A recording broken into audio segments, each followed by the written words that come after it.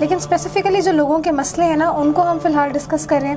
ایک خاتون نے ہمیں لکھا ہے کہ شوہر بار بار روٹھ جاتا ہے, ان کو منانے کا وظیفہ. کبھی کبھار گھر میں اس طرح کے حالات بن جاتے ہیں, چھوٹی موٹی لڑائیاں تو کبھی انسان اگنور بھی کر دیتا ہے, لیکن کبھی فریکوینٹ ہو جاتی ہیں یہ چیزیں, جی بالکل حد سے زیادہ بڑھ جاتی ہیں, تو اس کے لیے کیا وظیفہ ہوگا؟ جی اس میں پہلے بھی میں نے بتایا تھا, سب سے پہلے تو ہمارا صبر,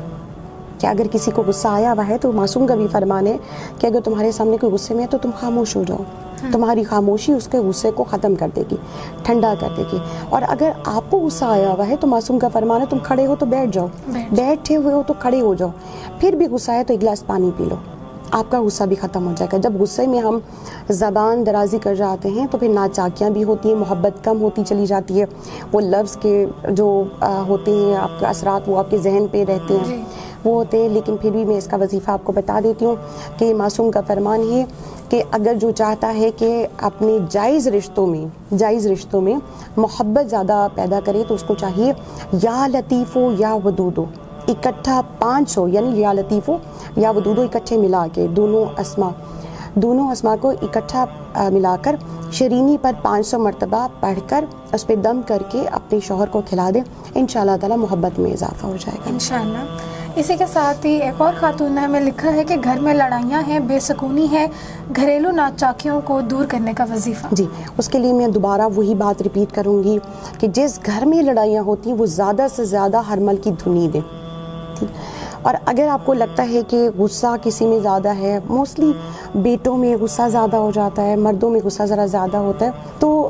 اس کے لیے یہ ہوتا ہے کہ جس کو غصہ زیادہ آتا ہے, ظاہر ہے تبھی ناچاکیاں ہوتی ہیں جب غصہ آتا ہے, تو جس کو زیادہ غصہ آتا ہے تو اس کے لیے ایک عمل کر دیا جائے کہ اس کے لیے پانی پہ آپ سورہ انبیاء کی ایک آیت ہے یا بسم اللہ الرحمن الرحیم یا نارکونی بردم سلام علی ابراہیم 7 مرتبہ پڑھ کر اس پہ دم کر کے اس کو پلایا جائے, آہستہ آہستہ اس کا غصہ کم ہوتا چلا جائے گا. اور اگر پھر بھی اس کو غصہ زیادہ آتا ہے تو اس کا حصار کر کے یا لطیفو زیادہ پڑھتے جائیں, اس کے اندر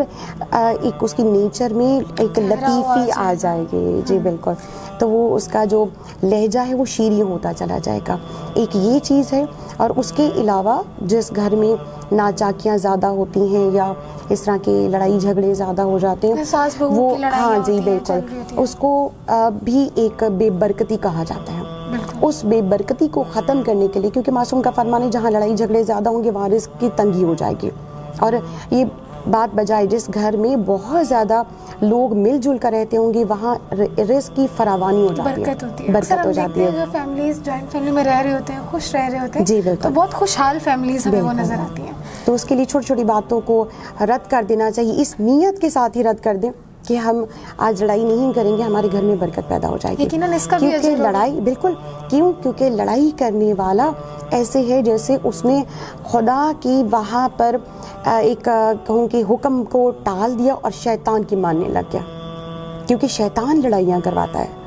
جب شیطان کی مانی جائے گی شیطان وہاں گھر کر جائے گا. لڑائی جھگڑے میں شیطان خوش ہوتا ہے. تو یہ وظائف تو آپ کو یقیناً مدد دیں گے ہی, لیکن اس کے ساتھ ساتھ اپنی پرسنالٹی میں, اپنی شخصیت میں تھوڑی سی تبدیلی ہم سب کو یقیناً بہت اچھے اعمال کی طرف راغب کر سکتی ہے.